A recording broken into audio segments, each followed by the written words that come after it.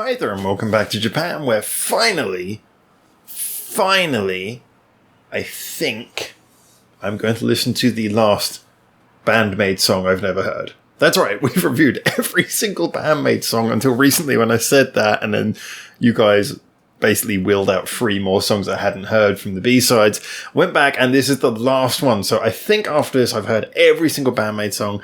However, feel free to go and check that out and make sure I'm telling the truth. So this song is Smile. Now, Smile's an interesting one. I've been told that this was a good one to finish on actually just by chance, as it's got a sort of a fan service quality to it, that it's for the fans. However, not to undermine that, but I try not to pre-research anything too much, but when I was just flicking through the booklet for the single from which this comes, I did notice that it appears not to be entirely written by the band. So I'm not sure 100% what that is. As always, we'll listen to a song, I'll give my honest thoughts on it, and I'll be really interested if you guys can get in the comments and tell me a little bit more about where this song came from, a little bit more information about it. But the interesting thing as well is the name. Is the name sarcastic? Is it honest? I get the feeling from what you guys have been saying that it's probably an honest one. It's a positive song. Is this a positive finale to our Band-Maid listen through now that we've checked out everything? We've seen them live. We've done about everything Band-Maid related you can do. We've even reviewed every single album. I don't know. I am, however, looking forward to it. As I said before on the last couple of reviews I did for Band-Maid, singles are always an interesting one. B-sides from singles are always an interesting one, because there is that element that if it's not been included on the album, it could be because it's tonally very different from their other stuff, or it could be just that it's a song that they think is really good at furthering the possibility of a single leading to a repeat sale on an album following it. So sometimes they can be very catchy songs, B-sides, and sometimes they can just really highlight something interesting about the band through their weirdness. Anyway, enough of me waffling, let's jump straight into this. This is Smile by Band-Maid, the last song we have to listen to. Where's Band-Maid? Look, it's Band-Maid. And then we will have completed everything until they release something more. So, let's talk more afterwards. Ooh. Acoustic with a electric lead, always a good start. Strings! My god.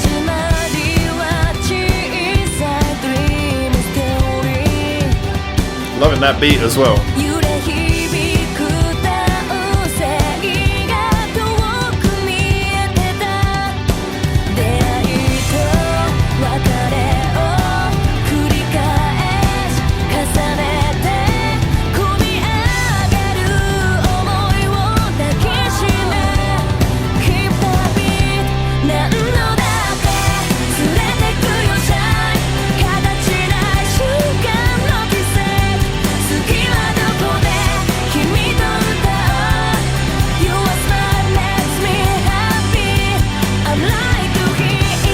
Very quick into the chorus on this, but it is a good chorus.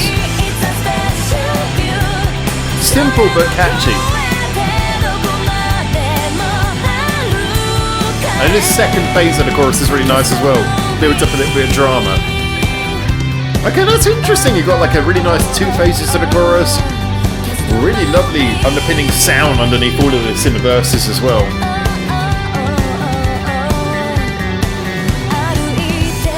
How are they going to flip up the second verse? Lisa's getting a bit more playful on the bass.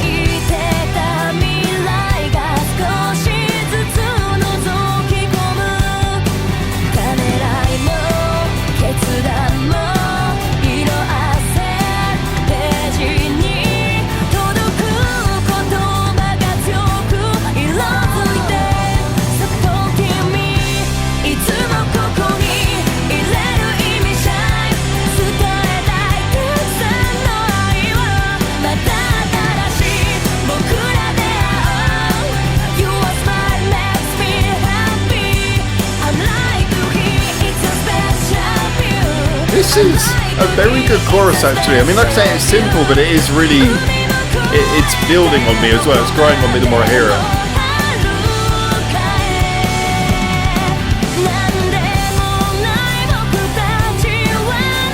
A song bridge. Always love those. Are we going to get a guitar solo there as well? I don't mind either way.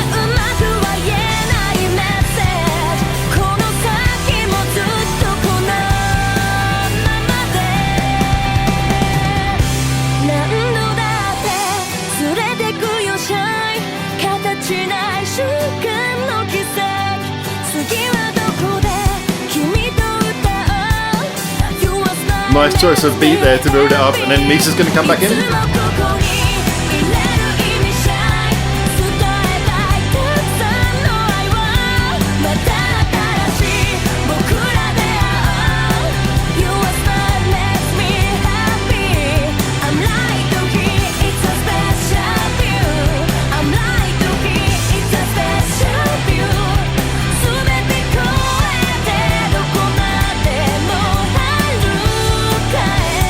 Okay, how are we going to wrap this one up?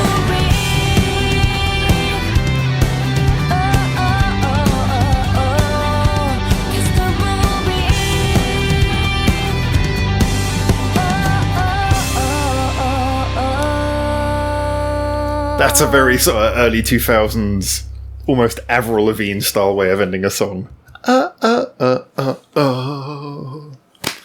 Alright. We got a lot to unpack on this one. I'll just come out straight away and say it. I really like that, as I think anyone who knows me probably knew I was going to say. That was fantastic. Better than the single, dare I say. There's so much to like about this one. Now, I'm be the first one to admit, let's talk about some of the downsides first of all, because obviously we're always honest on this channel. I admit that tonally it doesn't have many shifts. It pretty much stays at the same sort of level of force throughout. There's not much in the way of build up or cool down at any point in the song, except for, you know, you get the bit where the bass drops out at the beginning of the last chorus, which is something we've heard them do before and things like that. But most of the way through, it's pretty much a constant level of pressure. Okay, I'm willing to accept that. Willing to accept things like, okay, yes, the vocal melody, as catchy as it is perhaps not the most unique. You can probably trace very similar vocal melodies in some other more popular Band-Maid songs, so I'm willing to confess that as well. And also the fact that, yeah, maybe it does rely on a simple chord structure. Willing to accept that as well. Now we've got all that out the way. Didn't say that right. Now we've got all of that out the way. Here's why I think that song's brilliant. First of all, is the fact that the play between acoustic and electric guitar, it's not something you can do all the time, but when you do it right, it can be really interesting. Also, as a sort of contrast against bands like this who are hard rock, who usually just do electric guitar, it's nice because it can give room to highlight more of what everyone's playing. When you've got two electric guitars, there are points sometimes where if you listen to a Band-Maid song, it's not always immediately obvious what is being played by Konami and what's being played by Miku, especially on more compressed albums like the most recent one, which is sonically very interesting, Conqueror, but you know, a lot of points the guitars just sort of meld into one because there isn't really any sort of distinct difference between them. So when you've got one playing acoustic, one playing electric, you do... Sorry, now I'm choking. One playing acoustic and one playing electric, you do get more of an interesting ability to hear the nuance of what everyone's playing. So all five members do sound like five members. Now, with that, they've done something really interesting in what I'm assuming is Miku doing the acoustic guitar.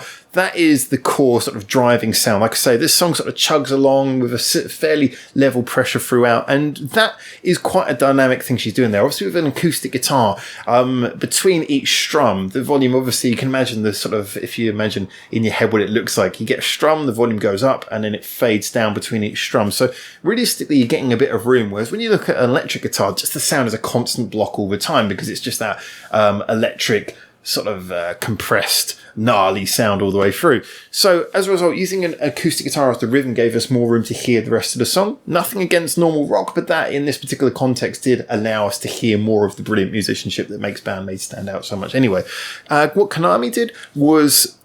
and she's got real talent for this that I think is often overlooked. I mean, everyone always talks about her solos, and all credit, her solos are great, but I don't think that's what really makes her great. I think what makes her great is her ability to add the right little guitar lines in the background. Do the same thing that Misa's doing, actually. They have a very similar quality in my mind, which is that it's not the showy stuff that makes them great. It's the way that they interpret what's happening in the rest of the arrangement and add just the right little lines at the right places. They know when to be silent or when to just do something simple and when to burst through and add that little line that just accents a moment in the song.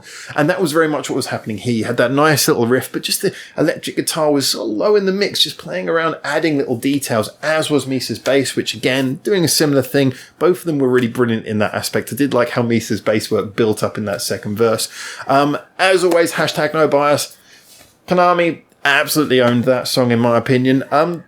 Again, simple. What she was doing was very simple. The drum line in the verses with that sort of thing where instead of playing on all the hi-hats, the sort of metallic sounds, the hats, the cymbals, etc., she was instead using your normal sort of kick snare beat, but with like little tom rolls in between and, sort of bouncing off of the toms for the extra notes. And that gave everything kind of more of a mid-range to low sound. So the beat was very sort of rhythmic, or kind of like that bongo quality when everything's being played on skins rather than on the sort of metallic cymbals.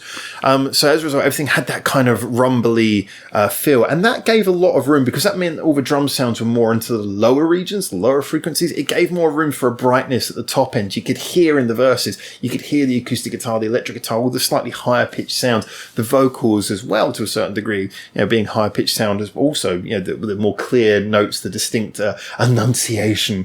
So as a result, it gave a lot of room for everything to sound clear and bright and lively in the other instruments, whilst also keeping the rhythm very detailed.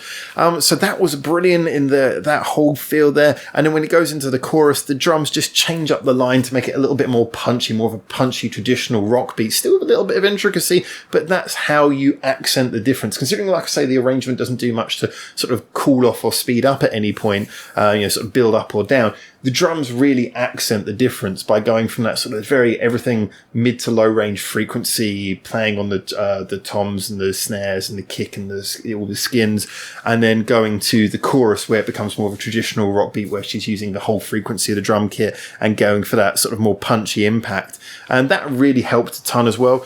A nice sung bridge. Again, nothing against Konami's solos, but if you do something which is less common for your band or less common for your genre, that's always going to win a little bit of favour from me. And a sung bridge is an increasingly unpopular thing. As much as I talk about the qualities and the brilliance of Japanese rock music and pop music and how great so many of the sort of, especially the female band revolution's been in Japan in the last sort of 20 or so years, one of the things I don't like is so much, there's a lot of bands who do rely very much on here's a bridge, just throwing a guitar solo.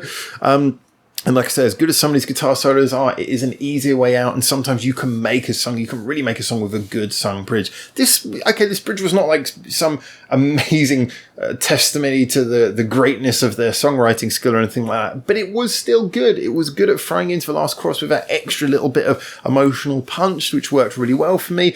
And as always, Psyche's singing, really nice on this one. I think this is another one of those ones where I didn't feel her voice was particularly pushed. I mean, she's got so much like singing capability in the bank that very often not many songs do push her ability too much. But this was catchy. What she was singing was very catchy, very infectious, and she still managed to cover it really well. There was a really good sort of feeling to the performance, and she just gave that extra feeling of heart to it. I think there was a real sort of emotional depth almost the way she was singing this, and that's one of the other things I wanted to mention. The song kind of has a real... It feels, it kind of has a feel to it, has an emotion to it, has an atmosphere to it. It's got that feeling of almost sort of something a bit sort of victorious, a sort of relief to it. Wow, everything's gonna be okay. It's good. We got there, sort of thing. I don't know. You interpret it however you want, but I think that it's easier to get like a real feeling from this, which is something that we were talking on some of the forums as well. Let's say forums on our Discord, and this came up a few months ago, and I think it was a really interesting point that was said that.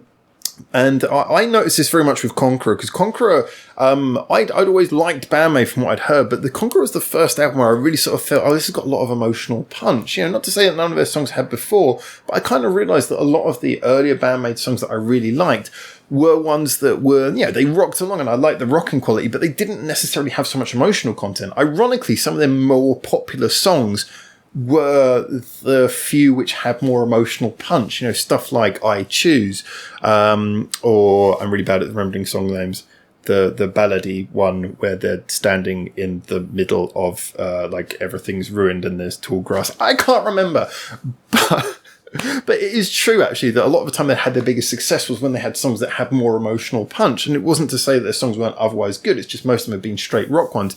And this song feels, again, like Conqueror, like those sort of more popular of the Band-Maid songs. This feels like it has an emotional weight to it. Not sort of like melodramatically. It just kind of works. So, yeah, so many things about this song that I really love. I really enjoy, really like it. And like I say, now I've completed, I can start focusing on the long, arduous process of trying to work out my Band-Maid top 20, as I think it's going to be, songs for that video. And if this is not on there, I'll be very surprised. This, to me, adds another string to their bow. I'm always somewhat, #nobias, biased towards songs that push a band's sound, go in a slightly different direction, add something that maybe you otherwise wouldn't expect. So I have a lot of love for this. I think it's great. I'm really glad to listen to it. I'm kind of glad it came up last. It'd be a shame if we ended all the Band-Maid songs on a bit of a damp squib, but this one feels like a victory tour, a final explosion of awesomeness to finish off the catalogue. And I am now kind of a bit sad that there's no more Band-Maid to listen to until they release something new. But what a great way to do it. And I get the pleasure of listening to all their songs again so I can decide on my top 20 list, which is going to require a lot of formulas on paper and opinions, long, difficult nights of trying to work out what I really feel. So honestly, guys, thank you so much for tuning in. As always, give me your comments. Tell me what you think. Tell me a little bit more about the background of a song, how it was written and everything, because I'm sure you guys know more about this than I do, but I just give my opinions as someone who's worked with music for years. You guys know more about the band than I do 99.9% of the time. So, really looking forward to seeing your comments. Looking forward to seeing anyone who wants to join us on the Discord for the constant 24/7 rambling discussions that we have about all kinds of music. Really looking forward to any suggestions you might want to give us in our Reddit suggestion thread. This is all linked in the description below. And of course, if you really like what we do, then please feel free to have a little look at our Patreon and see if you want to jump on there. And we will obviously be very, very happy if you do, because it helps keep all this channel running and looking good. And massive thank you to the little handful of very, very loyal and wonderful patrons who we have at the current moment. It really, your support makes a massive difference. So for now, from Japan, thank you so much for tuning in. Until I see you soon on the next video. Ciao, ciao. Thanks for watching. Feel free to check out more of our hundreds of videos we got online on this channel right now, or get involved in the discussion with us at the many social media links we've got in the description below, where you can suggest new videos and artists for us to check out on the channel. Or you can just do the usual YouTube stuff and comment, like, subscribe. You know how this works by now.